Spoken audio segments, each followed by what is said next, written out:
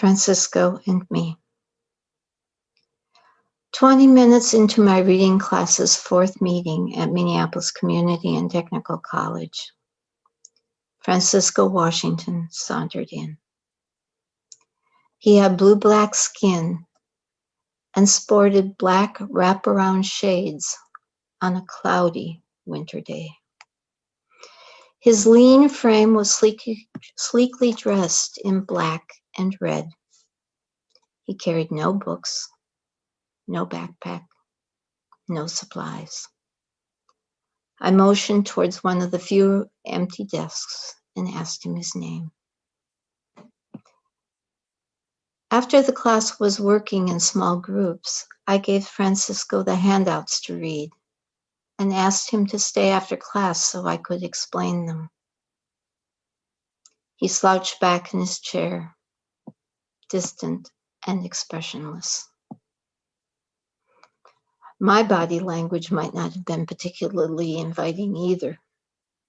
By Thursday of the first week, I am mentally exhausted. And I knew that students first arriving the fourth day of week 1 almost never pass the course. That evening at dinner, I recounted Francisco's entrance to my husband. By then, I was angered by Francisco's quiet insolence. Tentatively, Richard suggested that maybe Francisco wasn't insolent. Maybe he was just scared, masking his fear with quiet bravado. I was speechless.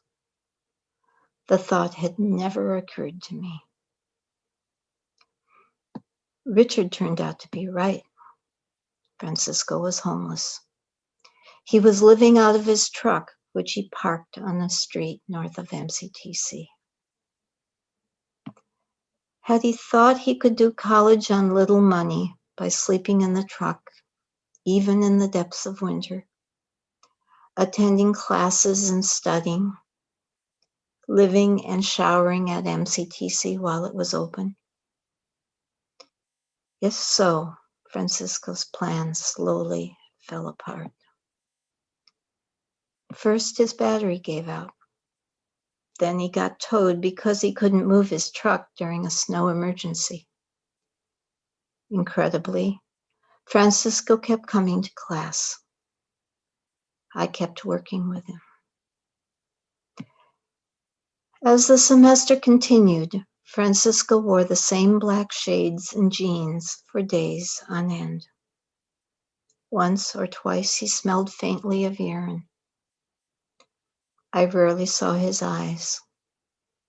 He didn't interact with the other students. Sometimes Francisco was focused.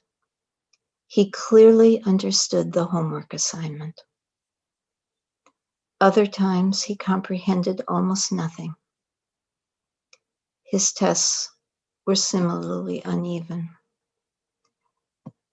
Later, Francisco told me that reading in school had never been easy.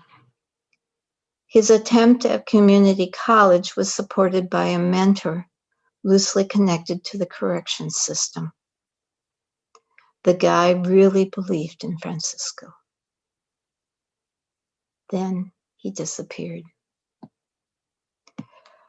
Education literature is full of articles about how well-to-do white female teachers like me misread their male black students. Francisco haunts me. He taught me how carefully a young black male can hide his fear, and how many times I had missed it in the years before Francisco strolled into class. Affluence and white privilege can blind me. This I know.